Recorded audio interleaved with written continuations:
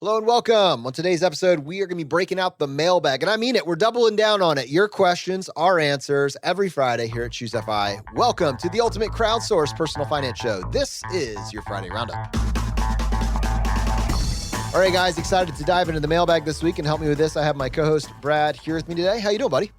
Hey, Jonathan, I am doing quite well. Yeah, I mean, it feels amazing to get back to a traditional Friday Roundup.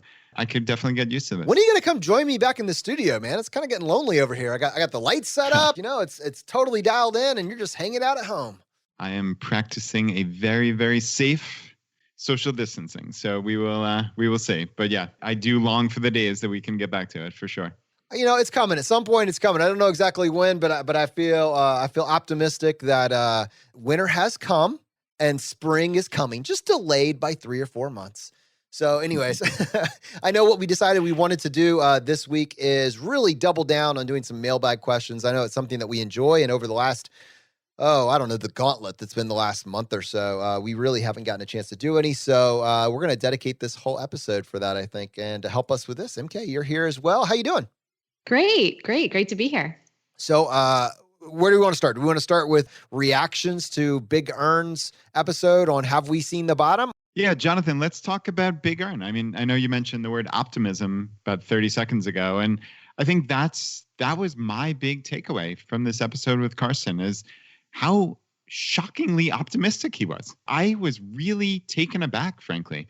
I know I kind of set up that apocalyptic scenario at the beginning, which, frankly, is not all that apocalyptic. You hear bad news, and when you hear the steady drumbeat of it, your mind can start spiraling, right? And, also, not for nothing, but Big ERN is usually the one that maybe tries to tamp down enthusiasm, maybe when it comes to safe withdrawal rates, right? He's always the guy who's saying all right, the 4%, that's a rule of thumb, but I can almost guarantee you 3.25% or whatever he says. And, he's certainly not a killjoy by any means, but I was just really blown away with how optimistic he was for the future of our economy, obviously with some caveats, right? I mean, he talked about this death spiral. And I mean, we can all see that theoretically, right? If this continues for another 2, 4, 6+ months, it's not hard to envision. But I mean, guys, that was my massive takeaway was, maybe if ERN is excited about this and optimistic, maybe I need to start thinking this way much more regularly. Awesome. Well, I don't think it hurts to embrace a little optimism in your life, but I mean, even with that, I think what we see with ERN is that he's consistent, right? He's looking at the data, and he's looking at the data not over the last 10 years, but over, since we've really been measuring the market with any capacity. He looks at all that data and he comes up with the numbers, and he's like, guys, with all the variables that you're incorporating in your safe withdrawal rates and your timeline, your expected time horizon for needing this money, I think you need to be a little bit less optimistic and a little bit more grounded in reality, and you need to use this more conservative number if you want to give yourself the best chance at a stable, non-volatile drawdown. Having said that being grounded in that data also goes the other way, because, it's so easy to go to that, as you said, that apocalyptic place where I need to get beans in the bunker, invest in digital currency and just be ready for the end because you can't trust the banks anymore. It's all over. And ERN says, well, that same data, that same time horizon encompasses really bad viruses, really bad pandemics, really bad wars, global wars, to the degree that in this current era, we frankly can't even imagine, And when you have the benefit of looking at the data over that extended time horizon, you can see it's probably going to be not as good as you think it's going to be. It's also going to be not as bad as you think it's going to be. It's somewhere in the middle. And when we're coming up with our plan, we want to plan around somewhere in the middle, because that encompasses the vast majority of possible outcomes. Yeah, I'm a huge fan of ERN's. I place a lot of weight in his opinion. And I think that when you look back at his opinion, how does it age? It ages pretty well.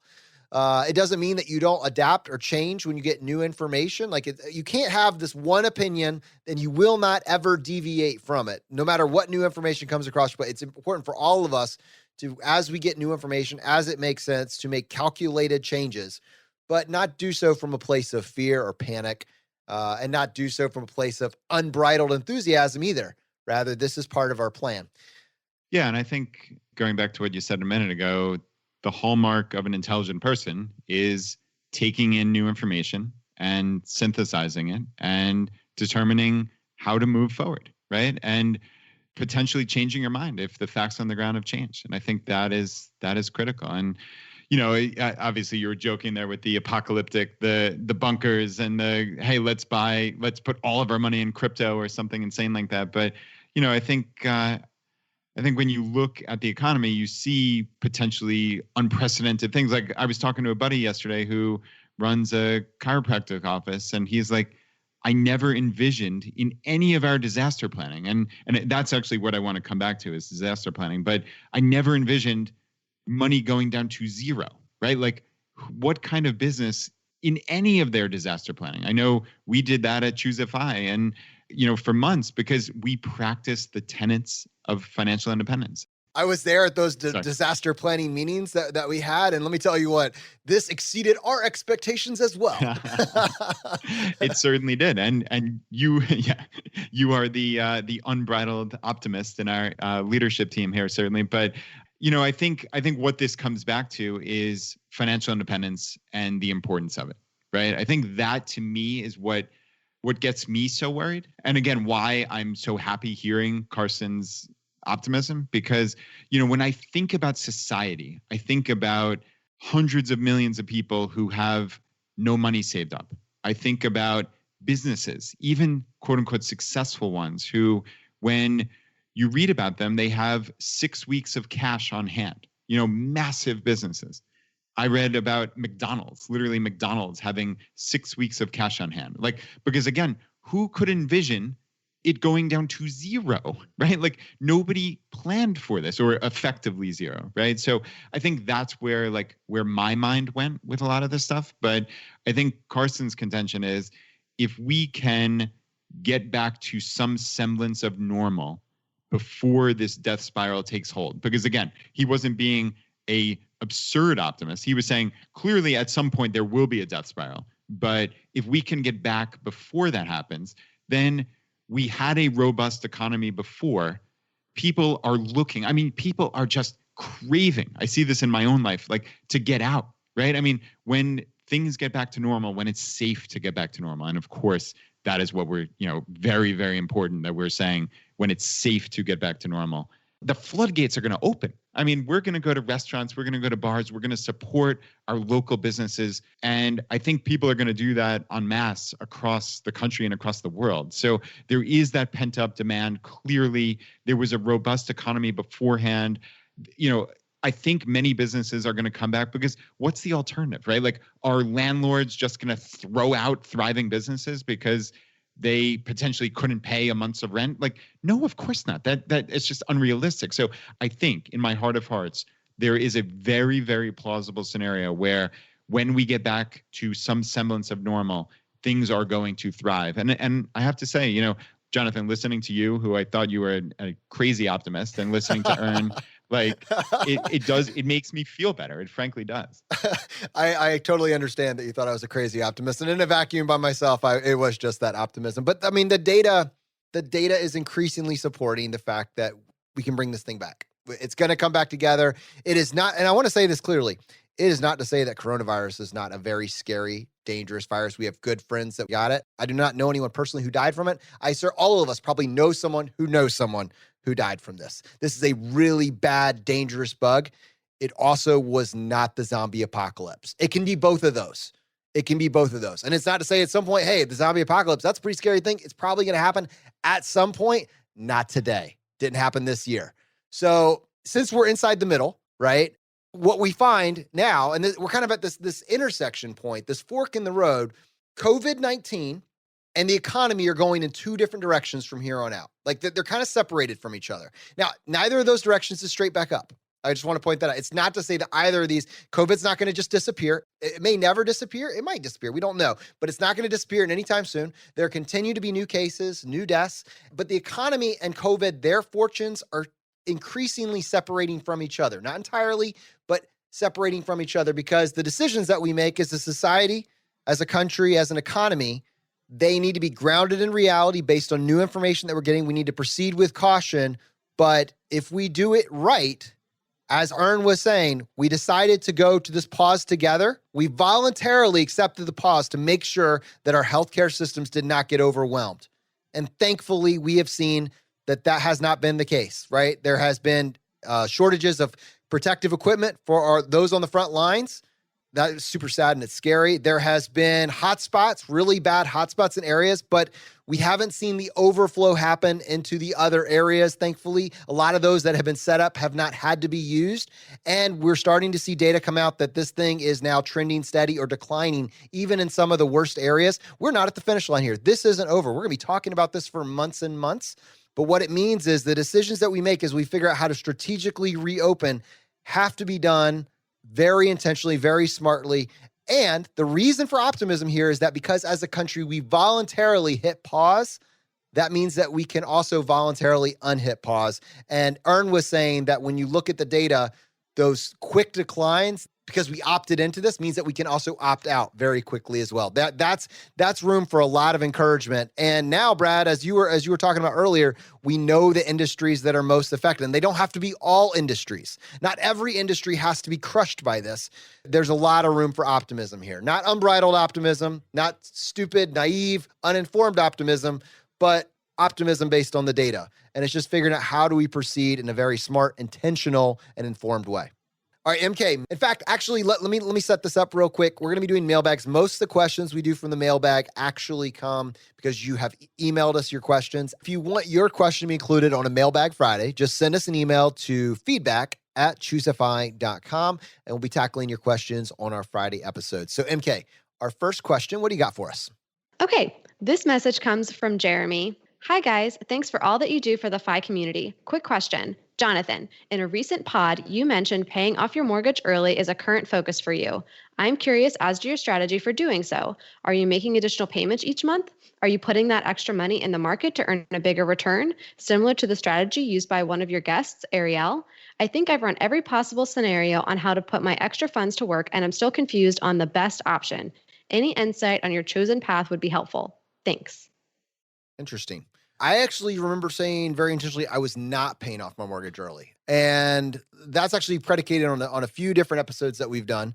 Actually, timely enough, with Big ERN, we talked about sequence of return risk and how, like, if you're throwing all of your extra money at your house until your house is paid off, and then you're starting to invest after that, which it's not necessarily binary. You could do a little bit of both, right? Split the difference. But if you were to throw every extra penny you had at your house and then wait to start investing after the line, now your timeline for investing is kind of compressed. You're buying all of those shares at a more compressed timeline, a more compressed price, and you're more susceptible to sequence of return risk. So that was my logic for not paying off my mortgage early. Now, I did say that as part of my investor policy statement, I would pay off my mortgage before going into drawdown, before I'm in a place where I'm only relying on the money that is in my investment accounts or my passive income or my cash flow. Before I'm in that place where I'm not relying on income that I'm earning as a employee or entrepreneur or business owner, et cetera, I would pay off my mortgage. And so for me, that looks like not paying extra on my house. What I did do is I refinanced. I refinanced my home, and especially in today's environment, to get the absolute best rate possible. I'm excited to announce to the audience that I locked down a 3.25% 30-year fixed. Standing applause, please. I'm very excited about that. And yeah, it feels like winning. I'm talking about it a lot, dropping that 3.25, 30-year fixed. But then the difference of what I would do, I'm actually just investing in the market. I'm very interested in your feedback here on this as well, Brad. I know it's in a similar, but I like to game things out a little bit more. And what I'm strongly considering doing is inside of my taxable brokerage account, and I've talked many times, the audience will not be surprised. I use M1 Finance for this. Inside my taxable brokerage account, you can actually create pies. You can partition different aspects of your net worth off by a pie.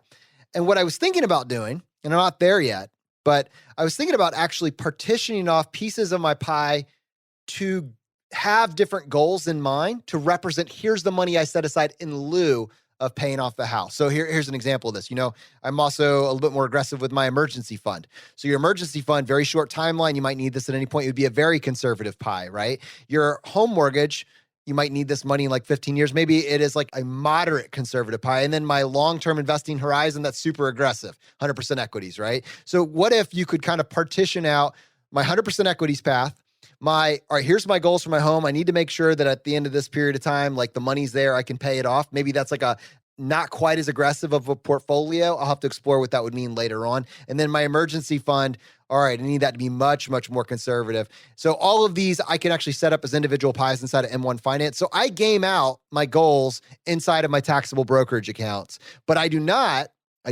pay off my mortgage early because I'm very excited about my 3.25% fixed. I donate to charitable contributions and I'm trying to grow my, income over time. And your mortgage and your state and property taxes make up the vast majority of what you would be itemizing if you were actually make it that far. So though, for all those reasons and probably some more that I haven't mentioned, I am not paying off my mortgage early, but I am taking all the money that I would be using to pay off that mortgage early and I'm investing that. And Brad, I tell you what, I'm actually really interested in your opinion on this, but before I get that, we'll be right back.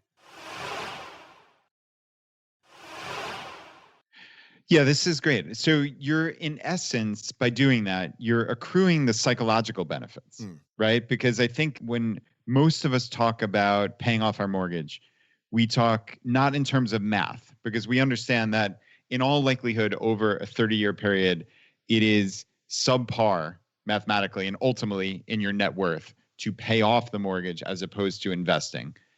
But man, those psychological benefits of paying off the mortgage are just, they're hard to match. And I understand why people do it. But in this case, you're really maybe setting up a best of both worlds scenario, right? Because you're saying, all right, look, mathematically, my 3.25% interest, they are giving me that money for 30 years at 3.25%. Like that is unbelievable. It's almost free money, right? But yet, I know you, Jonathan. I know how you paid off your student loans so quickly. You had $168,000 of student loans you paid off in sub 5 years. So clearly your bias is to pay these off. And I get that.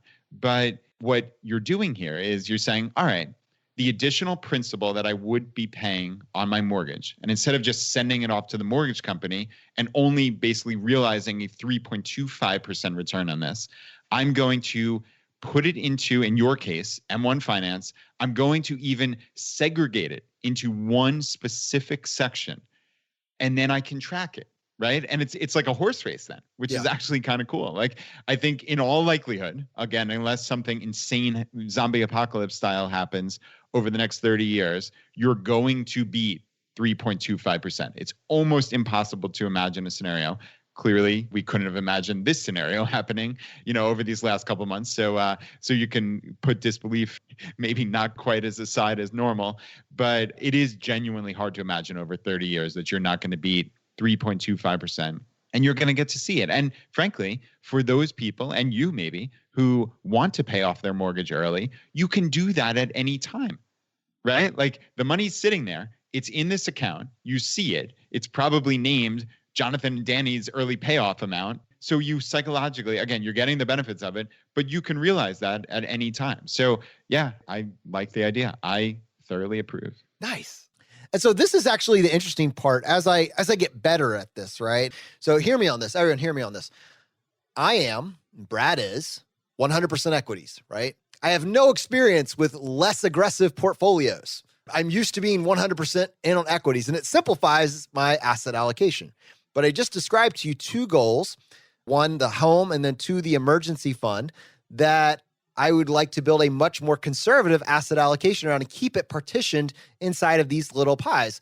And so I'm going to start doing some research based partially on the information that Frank talked about and also get some input from Big ERN and some others on what this pie might actually look like, right? Because you've just moved from this long-term horizon to maybe this medium term and this much more short-term goal of when you might need this money. So for those two pies, what would it look like to build an asset allocation that would serve those goals? You can do that. You can kind of partition out your various asset allocations for different things with a tool like M1 Finance. So anyways, that's the sidebar. I don't have the answer for you today. It's a work in progress, but I have a feeling it'll be fodder for another maybe casual Wednesday, Brad. Yeah. No, I like it. And I have to say, thank you very much for the idea to refinance. Previously, I found it somewhat unpalatable because it's, I don't know, just getting all the documents together. It just seemed like a big hassle. But man, I dropped my rate over a point. I think it was 1.25 points, 1.25%. And I'm saving, I think it's $295 a month, which is absolutely absurd. I love that. So, I mean, that is just free money in reduced interest every single month for the life of my loan. So yeah, Jonathan, thanks for, just like we try to do here at Choose a Vi for the audience and the community. Thank you for compelling me to take action. I think this was a big win for my family. Well, like the median home price in America this year was just a little bit over $250,000. Those are the numbers that were reported just right around December 2019. If you were to save 1.25%, it's around $3,000 a year in savings just on the interest calculation. So, I mean, this is real dollars. And when you take a look, like the silver lining here, with everything that the Fed did to kind of inject a stimulus into the economy, to prop up the economy a little bit in this really tough time that we were all going through, one of the tools that they have at their disposal is lowering interest rates. And there's a spillover effect into the private lending departments. The private lending, all of those rates are based on those federal rates as well. And so right now, literally right now, 2020, spring of 2020, probably for the next 3 to 5 months as the economy is kind of grappling with what's going on, rates are at historic lows. So if you purchased a home within the last 2 years and you have not yet looked into your refinance options, there is significant money to be saved. Don't just settle for one quote. And actually, we have an episode that we did recently and all the different things that you should consider when looking into a refinance. We'll have that linked in the show notes as well. But there's a way for you to save hundreds and hundreds of dollars a month. Even if if you have a house at that median threshold, hundreds and hundreds of dollars a month. This is one of those things you should take action on and you'll benefit for the next 30 years. 30 years. Well, the next item from our mailbag actually comes from the Facebook group. So Christine, who is on episode 137 with us in Nashville, she posted that she was able to get some great savings on her auto insurance right now. So one of the things that she was able to do was to put one of her cars on hold for her insurance. So she and her husband are working from home. There's two of them. There's two cars, but maybe if they're going out, they only need one car. So they were able to call Allstate and save on that. Now, there was a lot of really great discussion back and forth on this thread related to just general car insurance savings right now. I know several companies have been issuing partial refunds or just 20% back just to be able to help people through this time, because I'm guessing claims are probably down because people aren't on the road as much. So thankfully, they're giving that back to people to help out.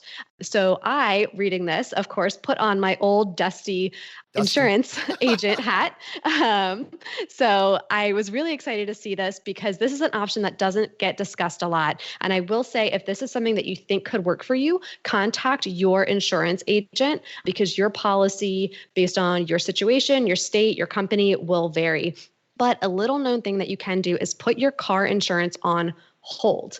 Now, what this initially was designed for is, say you're in the US military, you are single, you have your car, and you're about to deploy for 6 months, a year, 18 months. Car is going to be driven to mom or dad's or brother or sister's, and it's going to sit in their garage for a year. You don't want to pay insurance on a car that nobody's driving.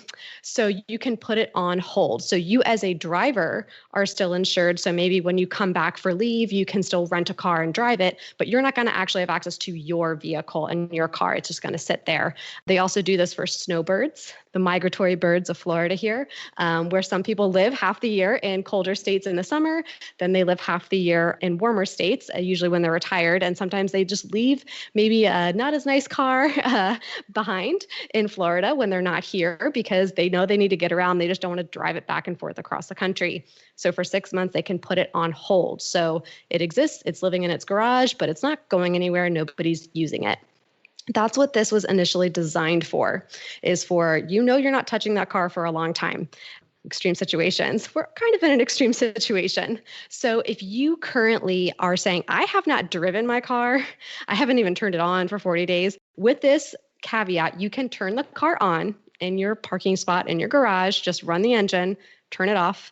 But other than that, you can't drive it. So you're saying that you are not driving this car at all right now. So this, I would say, would be ideal for 2-car households. Like if you only have one vehicle in your household, this isn't going to work for you because these insurance companies usually require at least a month of you not driving it to be able to ask for this option. This isn't just, I don't have anything going on this weekend, I'll just put my car insurance on hold. This is like truly a long-term option. So you would be able to call and ask for it to be put on hold. Now, the car is where the insurance is on hold. You as the driver are still insured. So in this case, Jason and I have done this. We have 2 vehicles. We put one on hold. So both of us as drivers are still insured. Our second vehicle is still insured. So either of us could drive that second vehicle in case of an emergency to go get groceries, whatever. But the other vehicle, we just don't need. We're both working from home right now. Like, we don't need to have that going, and that's going to save us on our auto insurance bill. But again, if you just have that one car household, that may not be feasible for you. If you have a lease on your car, if you have a loan on your car, this may not be feasible for you. So this is a good time to call your insurance company and ask if this is an option that could work for you. You as a driver will still be insured. I always want to reiterate that, because some people in the thread were saying, no, I can't have a lapse in coverage. You're right. As a driver, you do not want a lapse in coverage, but all you're doing is saying your car is not being driven. You could still borrow like your mom's car. You could borrow a friend's car and still drive. You will still be insured as a driver. It is just that your car will not be. And so that's one of the caveats to know about that. So this is an opportunity to save some money if you think you're not going to drive your car at all in the next 30 days. So check that out. MK, some amazing advice in there, not least of which is please turn on your car every couple of days. Like Yes. you said, just please let it just run don't let it sit for 40 days. I promise you it's not going to turn back on. So yeah, I think another great piece of advice is just give your insurance company a call, right? We talk about this all the time, like taking action. There might be a program that you're unaware of with your particular company. I know the company that I have my car insurance with is Geico currently. And I know they have this new thing they're calling the Geico Give Back. You actually don't have to call. You don't have to do anything. They're choosing to credit their customers with 15% of their next full policy term, which is amazing. You know, they realize that clearly people are driving less. So that's just a cool thing. But I think most people are going to have to call their insurance company. And this might be in time, like we always talk about, get a quote, get another quote from a company. Like, think outside the box. I know we talked about this previously, but there's a company called Metro Mile that you can pay car insurance per mile driven. I think I've driven Golden Boy, my car, maybe fewer than 10 miles in the last 40 days. Like, I suspect Metro Mile wouldn't be a bad option right now. So this is a time for creativity. So at the very, very, very least, give your car insurance company a call. It really probably would take just a handful of minutes, and you never know what options they have for you. And I think the other half here is just question the unquestionable, like the what if scenarios. For instance, you just realize that for the last 40 days, if you're a 2-car family, like both your cars are giant paperweights, 1 seems like a bit much, 2 seems ridiculous. I'm in this group, so I tell you, I'm really thinking this. But if you've suddenly gotten there, you're in this, you're one of these individuals that we're always going to have 2 cars. Now you haven't used either of them for the last 40 days. And you're like, wow, if I just went back to 1, that actually seems like a lot. At the same place, you're also questioning how much you've spent on your cars cumulatively and recently. You know, if you have spent $30,000 on a car, that means that you have locked in $6,000 a year minimum for the next 5 years into your cost of living. Like, that's your new baseline. Your new baseline per year before you talk about anything else is $6,000 a year. You add in your car taxes, you add in your insurance, you get a little bit higher. So while many of you are not going to go to 0 cars, like, what would it look like if you did go down to 1 car? And just think, well, it'd be too expensive. I'd have to pay every single time I needed an Uber and a Lyft. Your baseline was $6,000 a year. Like, that's what we just talked about. That was your baseline prior. And what if you didn't have that? Could you afford, maybe $1,000 in Uber charges over the remaining year? I mean, how does it, if you think about what does society look like as we come out of this, do we really need 2 cars? Conversely, if you're in the market for a new car, do you really need to spend $30,000 on a car when people can't give them away right now?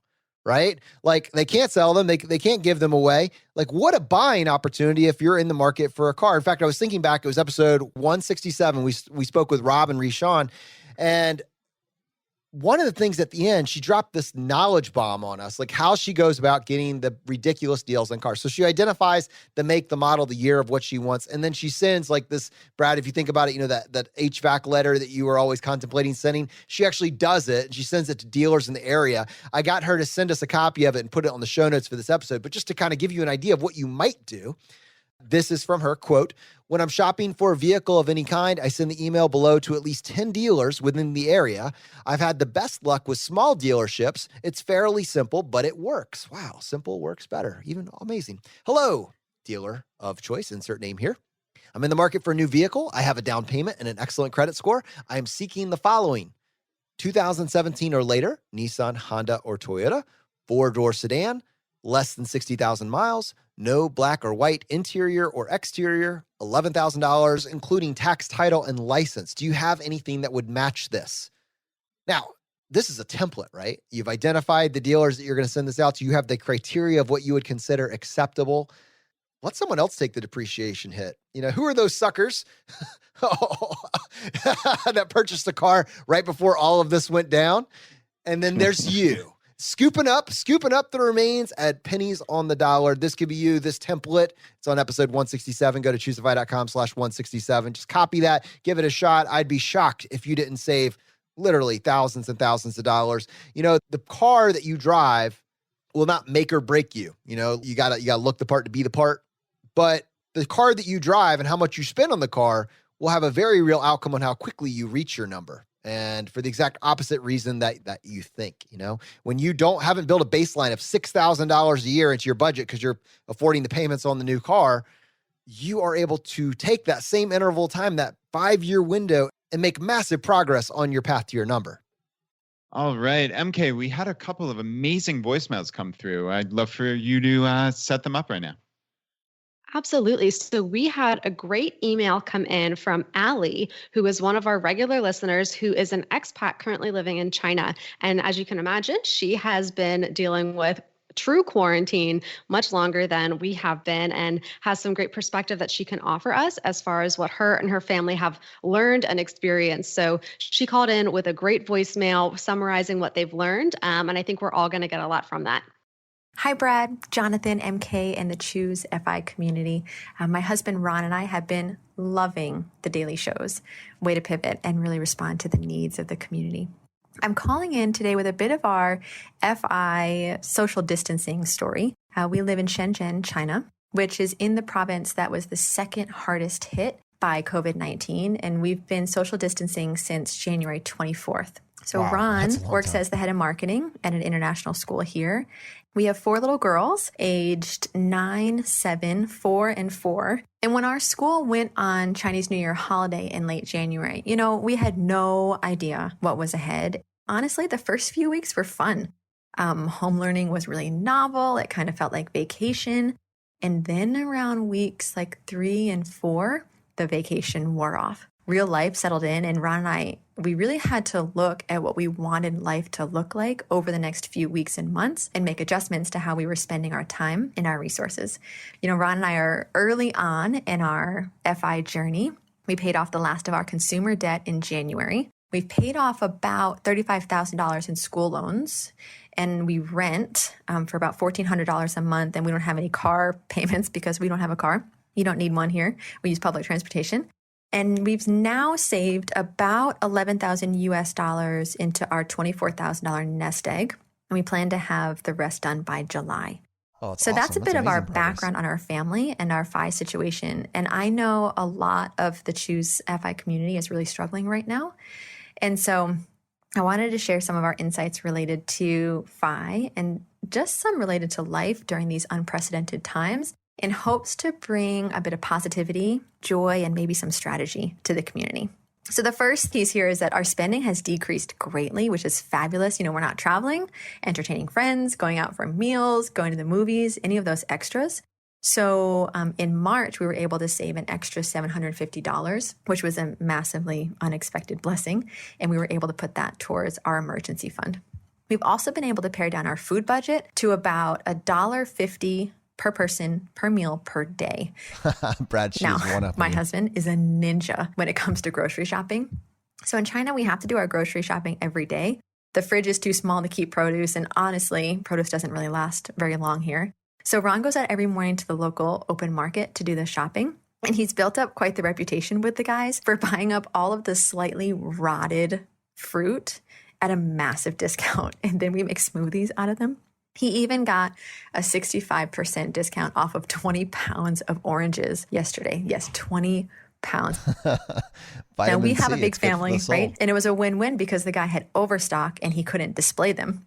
Now, luckily for us, Ron has taken to heart the idea that everything is negotiable.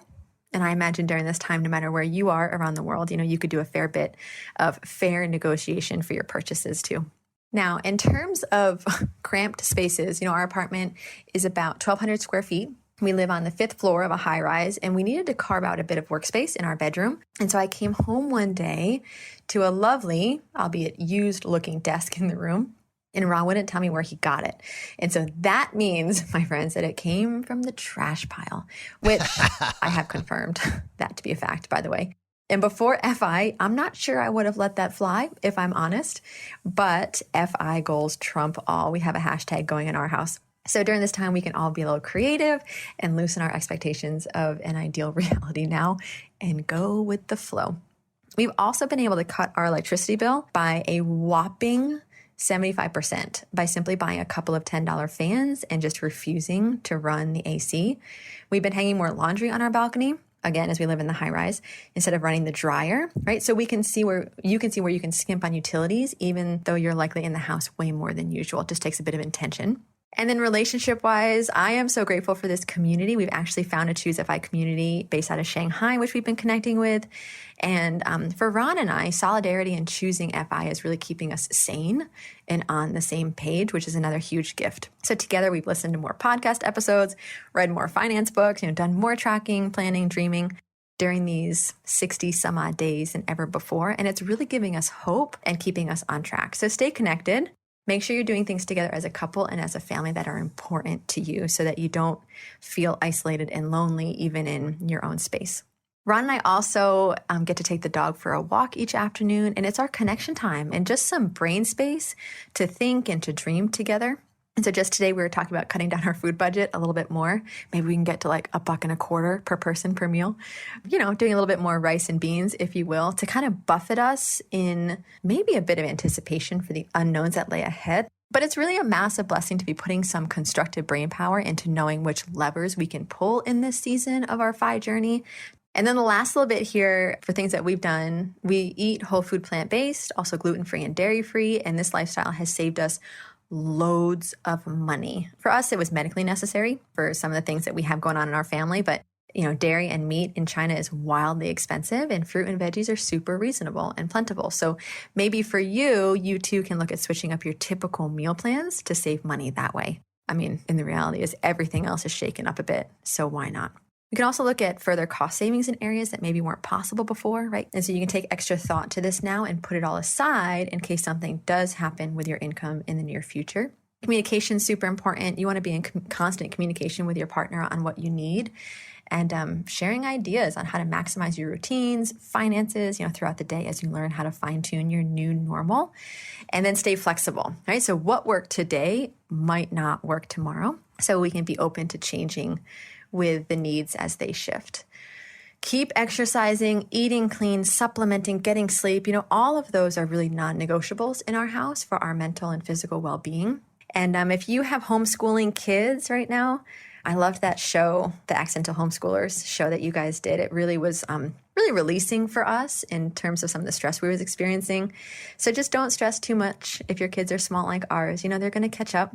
And we decided long ago that it was not worth the strain on our relationship. If you're feeling that your relationship with your kids is strained because of this, it's just not worth it if it's adding stress to your home.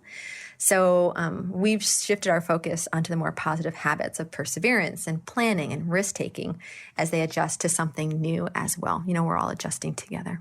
It has helped us to remember that we are all writing a story during this time. So what story are you writing? In a year, 2 years, 5 years, when you look back on this time, what is the story that you want to be able to tell?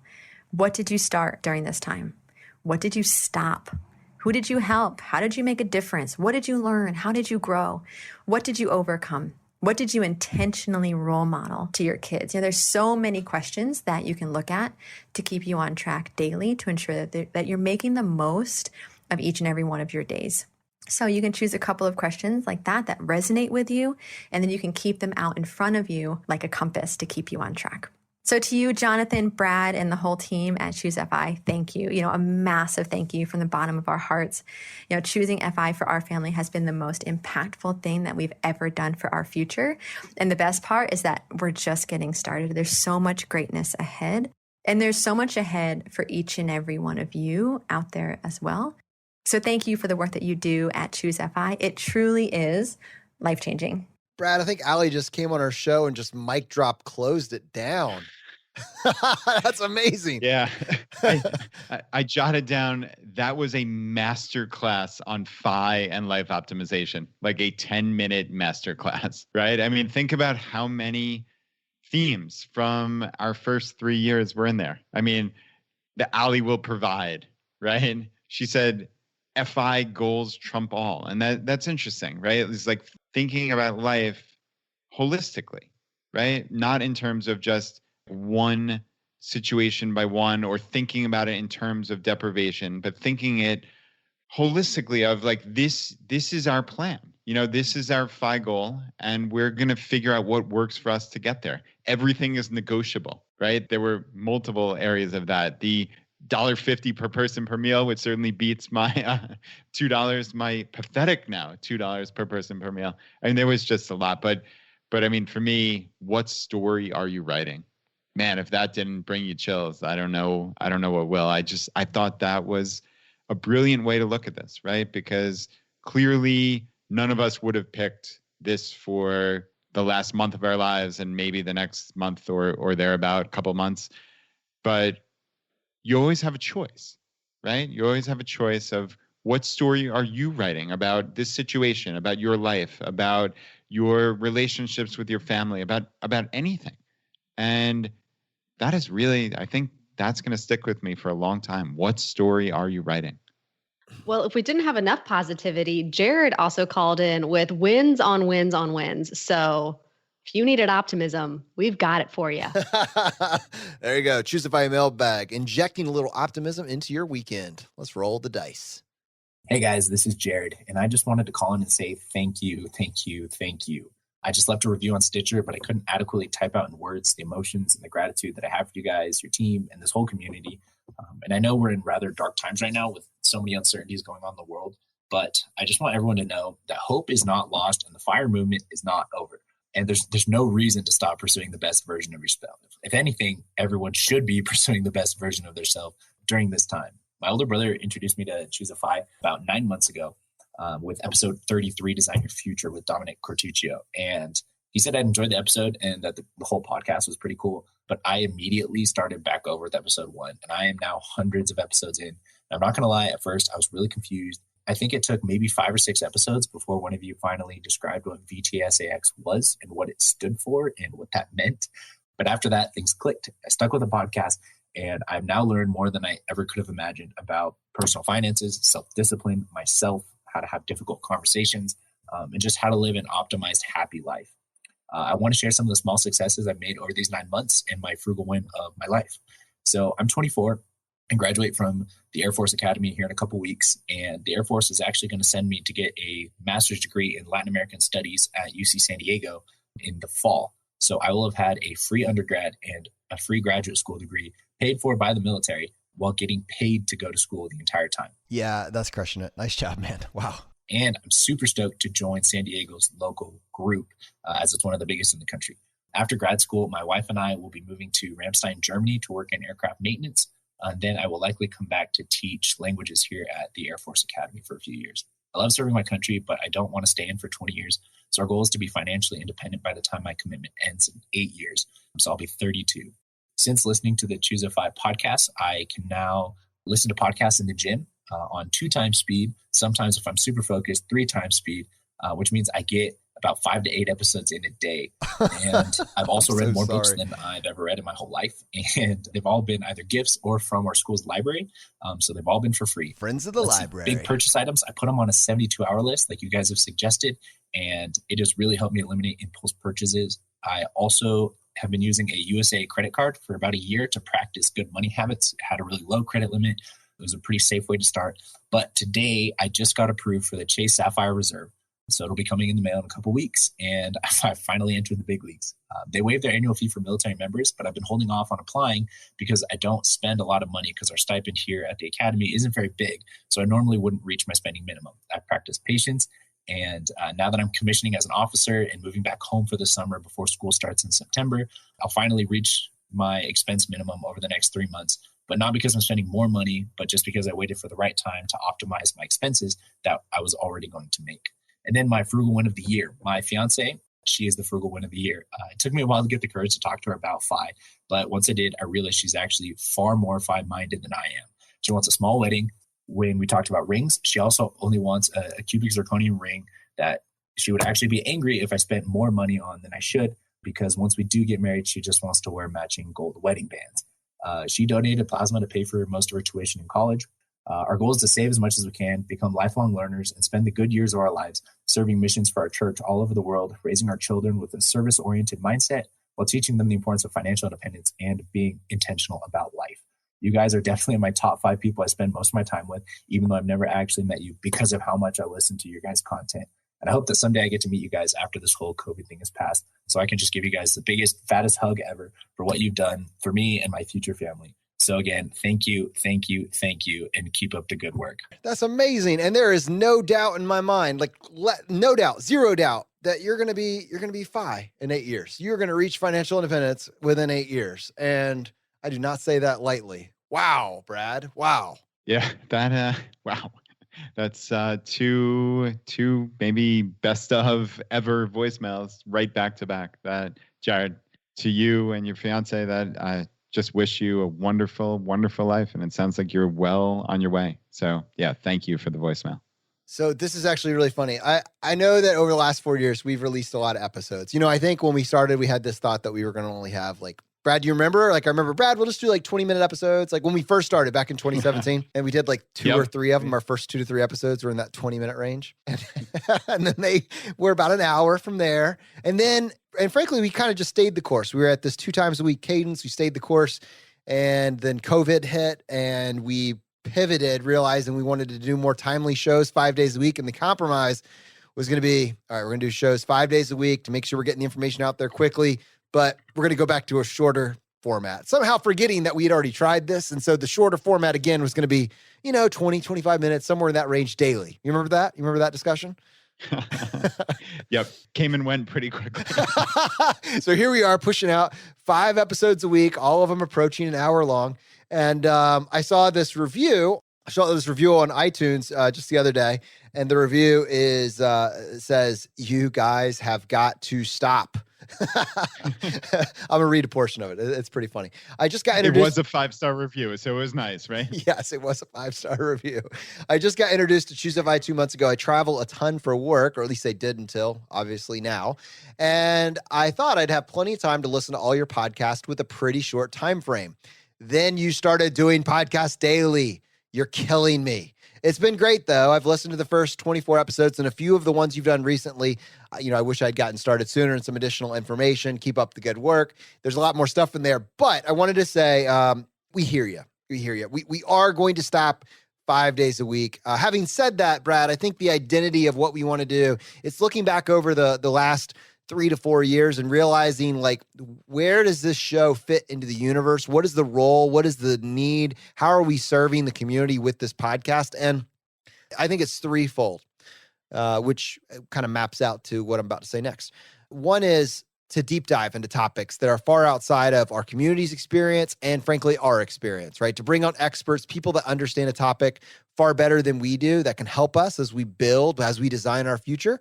And just roll into that. Most of the time, probably 80+% of the time, it's financial related, right? It's an aspect of money, but we don't limit ourselves to that. When we're talking about designing our future, we look at it holistically. What does it look like to design, a great future for yourself and your family? And so that's why we talk about life optimization generally. Now, that's one. That's kind of, in my mind, that's what the role that Monday fills. 2, and this is what our Friday episodes were doing this for us. 2 was, let's just slow down. We just learned something. You've had a chance to think about it. What are the parameters of that? Now that you've had a chance to take that information and soak it in, how would you apply that to your own life? Information's great, but only if you take action on it. What does it look like when you flex this new information and you see how it works for you? What did you miss? What is the feedback from the audience? How would you iterate that with the benefit of hindsight? Don't be limited to your hot take, but rather, how does the information age in? Our Friday did that, but then there was a third goal that also got meshed with it as well, and that was deliberately, What did we miss? What questions do you have? What could we have done a better job answering? How can we apply the nuance of these really big ideas, these big topics? How can we apply that to your specific situation? So over the last 3 years, those 3 ideas were kind of meshed into 2 episodes a week. But now, as we kind of go into this new format, 3 shows a week, we're going to give each one of those identities, each one of those purposes, their own place in the universe. Monday, for exploring a topic. Wednesday, a more casual take on something. We'll go back and we'll take a look at that topic or a topic from the past. We'll bring something out of the archives and we will just iterate that with new information that we have. We'll tell you how we're applying it personally. We'll bring on a different perspective, but we will use Wednesday in a much more casual setting to refresh ideas that we believe are important and are timeless. And then Friday, most importantly, the heartbeat of the show has always been community. It'll be mailbag. It'll be your voicemails with your feedback and your questions. And I think, Brad, that feels like that's going to be the right place to stand as we go into this, next arc of the show.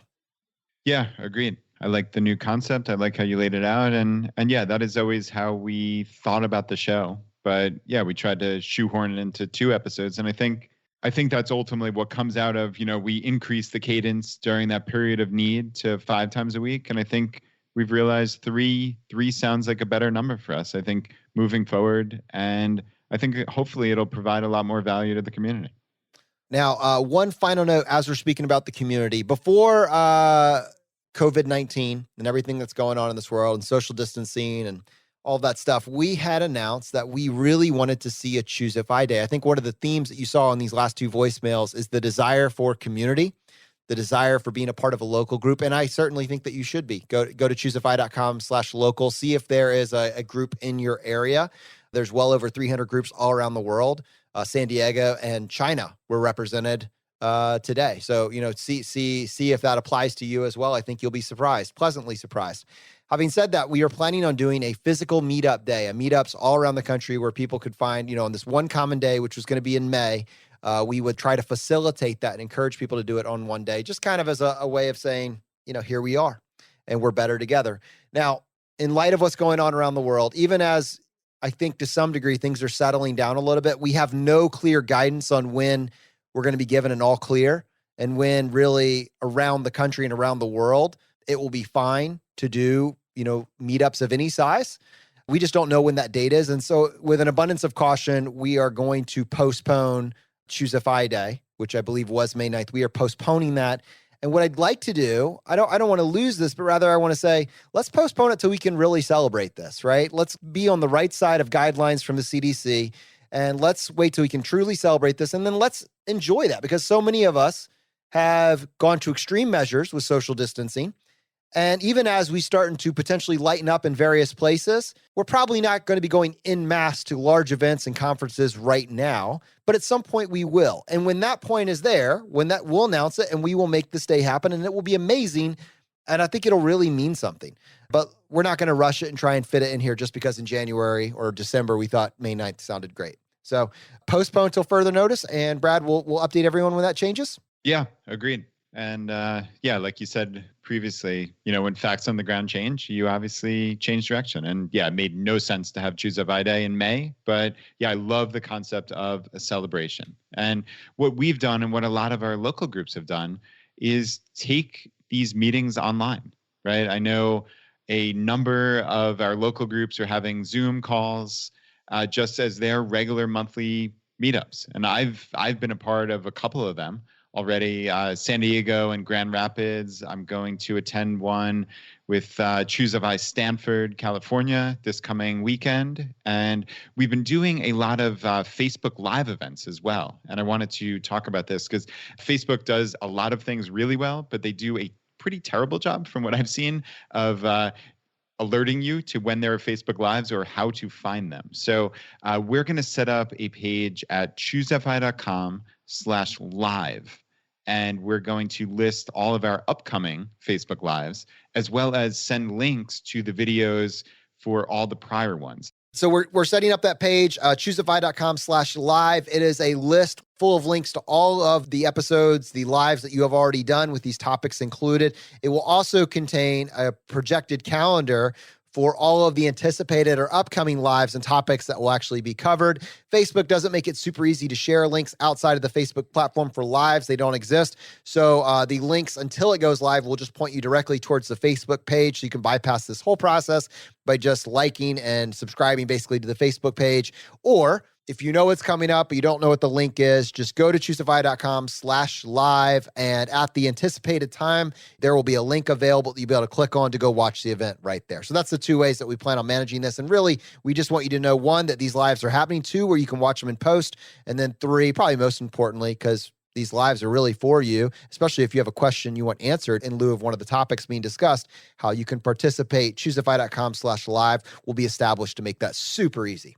All right, Brad, how'd we do? Is this a 20-minute episode like we were planning?